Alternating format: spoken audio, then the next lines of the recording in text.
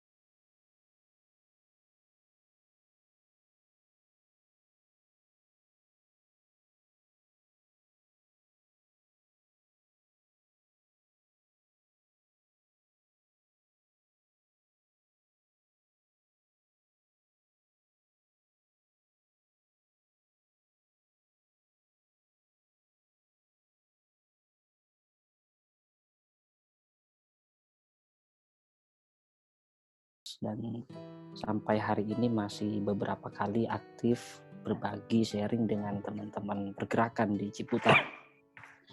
Untuk memulai refleksi 60 tahun PMII ini, saya ingin mengawali bahwa usia 60 tahun itu bukan usia yang muda. Memang cukup klise kalimat ini, tapi kalau kita flashback pada tahun-tahun sebelumnya, kader PMII itu mayoritas adalah kalangan atau putra-putri terbaik dari anak-anak desa, anak-anak elit di desa. Kita tahu misalkan ada tokoh agama di desa, punya pesantren, kemudian anaknya petani yang kaya, atau seorang ayahnya itu adalah tokoh agama di desa. Itu biasanya PMI lahir dari mereka, dari lahir orang-orang desa, elit desa. Dikatakan elit karena mereka mempunyai cukup biaya untuk menyekolahkan anak-anaknya di kota. Kemudian juga mereka mempunyai kesadaran pendidikan yang tinggi sehingga menyekolahkan anak-anaknya di kota. Nah, sebagian besar PMI itu, kader PMI adalah mereka yang lahir dari kader-kader desa. Kalau usia PMI 60 tahun berarti sudah 60 tahun lalu kita mewarnai dunia pendidikan itu kontribusi. Kalau dulu dunia pendidikan itu terutama Islam itu lebih banyak didominasi oleh kelompok-kelompok kota, kaum urban, misalkan kayak kader Muhammadiyah. Nah, tapi sekarang kader PMI sudah mulai banyak. Nah, 60 tahun ini saya kira adalah saatnya kita memanen bibit yang kita tanam sejak dulu, yaitu kader-kader kita, memanen kader-kader intelektual. Kader PMI nanti akan menyebar ke seluruh negara, ke seluruh penjuru Indonesia, bahkan di negara-negara di dunia. Inilah saatnya kita memanen, merefleksikan bahwa kader kita sudah sangat banyak, sudah sangat pesat, dan inilah juga saatnya kita mengambil alih kepemimpinan nasional, ya. Bukan berarti mengambil alih dalam konteks negatif, tapi sudah saatnya kita itu turut terlibat aktif di dalam pembangunan nasional.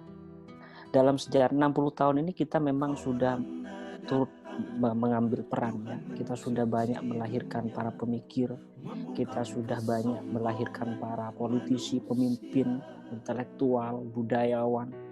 Nah, ini adalah bukti bahwa PMI itu mempunyai kontribusi besar terhadap perkembangan dan perjalanan bangsa sejak era kemerdekaan sampai hari ini. Nah, karena itu kita selain kita melakukan kaderisasi secara formal di kaderisasi semacam apa PKD dan PKL, kita juga penting merenungkan kembali kaderisasi kita ini dalam konteks yang lebih luas gitu. Karena kaderisasi itu bukan hanya konteks formal ya, tetapi juga informal. Setiap kader PMI itu adalah kader yang lahir dari kelompok muslim desa yang umumnya berlatar belakang Nahdlatul Ulama, umumnya memiliki latar belakang pesantren, dan kini saatnya kita lebih memikirkan kaderisasi dalam konteks ini. Nah, itu saya kira refleksi yang harus kita gunakan. Poinnya adalah kita memanen bibit-bibit intelektual kita ini, karena PMI secara umum adalah para cendekiawan kampus kan, lulusan S1 pasti mahasiswa gitu. Itu penting kita merenungkan ini. Kemudian selain itu juga menyandingkan dengan tema tadi yang disampaikan. Kita tahu hari lahir PMI, hari lahir PMI ke-60 tahun ini bertepatan dengan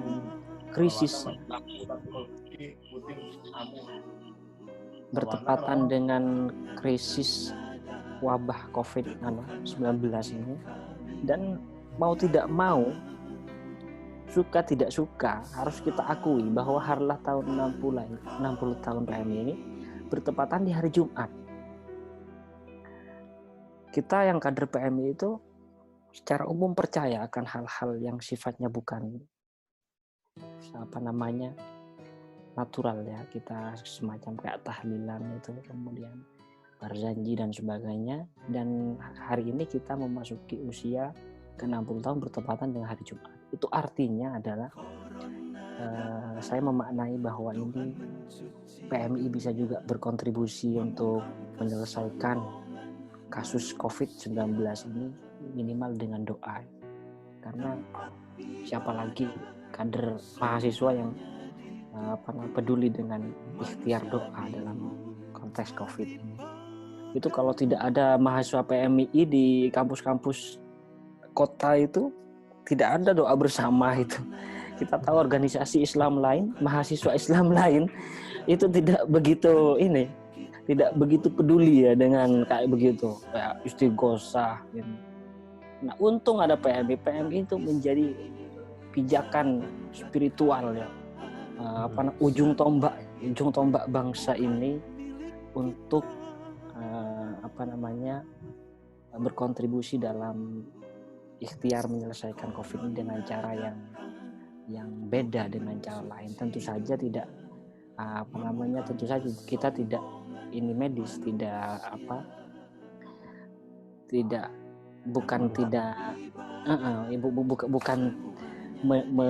meniscayakan medis ya, tapi kita juga selain medis tentu saja kita harus juga ada ikhtiar doa itu. Dan kader PMI sekarang saya kira sudah bagus. Kemarin di Harlah itu kita sudah melantunkan istighosah bersama, kemudian kita doa bersama, tahlil. Saya lihat teman-teman PMI di komisariat itu menggunakan media online sebagai medium untuk ini, melaksanakan tahlil bersama, istighosah bersama. Dan ini juga secara semiotik ya, ini adalah momentum juga bagi PMI untuk lebih peka dan lebih melek terhadap teknologi. Karena orang desa itu orang tradisional dianggapnya, orang pesantren sejak dulu dianggap tidak mengikuti perkembangan teknologi. Nah, saya kira ini momentum buat kita bahwa bukan hanya momentum buat belajar teknologi ya, tapi mau nggak mau dalam konteks hari ini kita harus mempunyai teknologi ini. Terus terang sebagian dari kader-kader PMI baru tahu yang namanya Zoom, baru tahu namanya Google Meet dan sebagainya. Ini hikmah adanya musibah ini. Ya, jadi ada beberapa momen-momen ya yang seolah-olah tidak ada kaitannya dengan harlah PMI, tapi sebagai kader PMI saya mencoba memaknai ini semua sebagai simbol-simbol religius ya, simbol-simbol untuk kita maknai bahwa dan kontekstualisasikan dengan Pandangan Cak ini sebagai pertama mungkin sebagai kader, kedua juga sebagai seorang akademisi gitu. Pertama sebagai kader PMI, kedua mungkin sebagai akademisi melihat situasi ini seperti apa kira-kira. Karena ini kemungkinan kita tidak tahu ini ya. COVID ini akan berakhir itu belum ada yang bisa memastikan kapan. Yang ada hanya sifatnya predictable aja. Tentu ini akan memberi dampak, akan merubah hampir semua tatanan kehidupan, bahkan pendidikan pun yang awalnya tatap muka melalui daring sampai saat ini. Kira-kira seperti apa pandangan Zahid ini lah kira-kira? Ya, pertama sebagai kader PMI saya melihat ini sebagai sisi lain dari bahwa antitesis dari arogansi teknologi, arogansi dari kapitalisme, arogansi dari globalisasi. Karena ternyata teknologi yang kita anggap bisa menyelesaikan banyak persoalan kita, baik dalam tatanan bernegara, pendidikan, intelektual dan sebagainya, ternyata tidak berkutik dengan adanya wabah. Semuanya sekarang bahkan negara-negara yang dianggap mempunyai daya tahan yang kuat terhadap segala persoalan semacam wabah dan sebagainya itu tidak berkutik. Amerika sebagai negara yang dianggap mempunyai ketersediaan kesehatan yang paling baik di dunia, justru dia mengalami korban yang paling banyak hari ini. Dan saya melihat ini adalah antitesis dari arogansi dunia kita. Nah, dalam konteks PMI ini sangat relevan ya, karena di PMI itu ada namanya zikir, fikir, dan amal soleh. Nah, ketiga hal ini harus seimbang. Kapan kita harus menyeimbangkan zikir ya? Kita kan punya sisi batin di sini. Harus seimbang.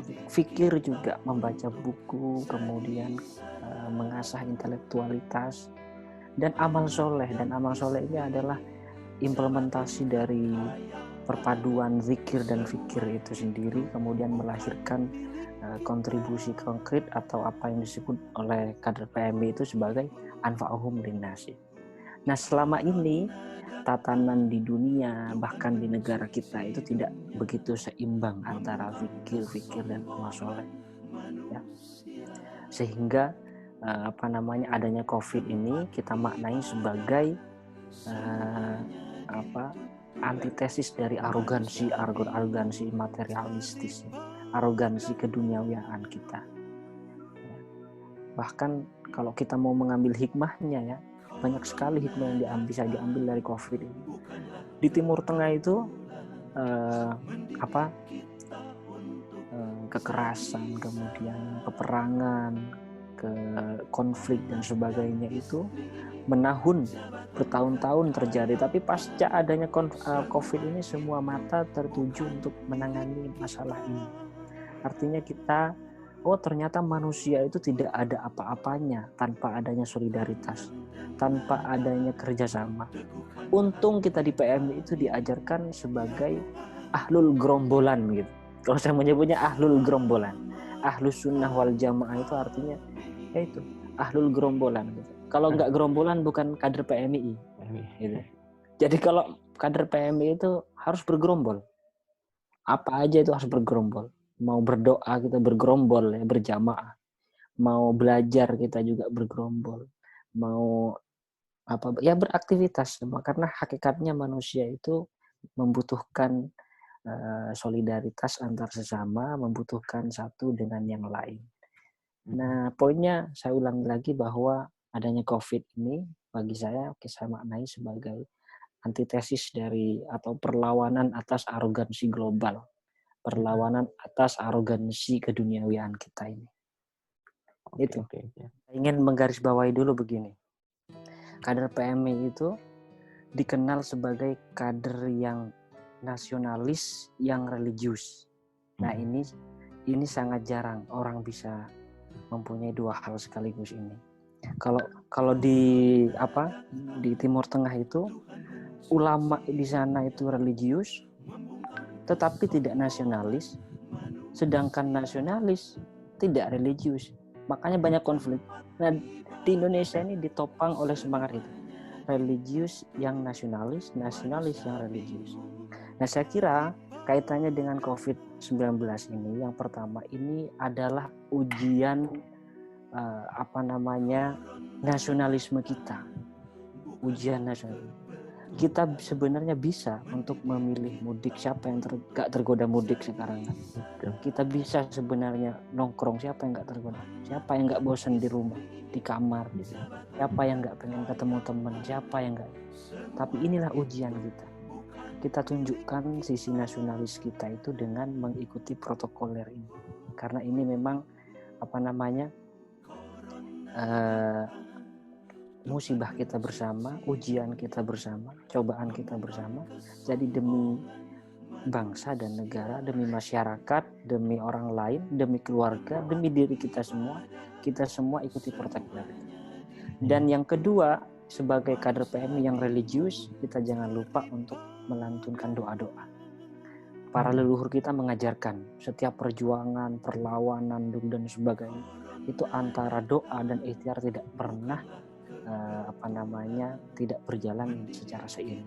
Karena itu saya mengapresiasi banget sekali teman-teman yang melakukan istighosah, doa-doa bersama untuk menangani COVID-19 ini.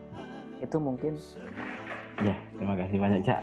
Luar biasa sekali. Berarti kita dalam situasi COVID-19 ini jangan lupa kita untuk ikhtiar secara lahiriah dan juga ikhtiar secara batiniah, kira-kira begitu. Betul. Ya.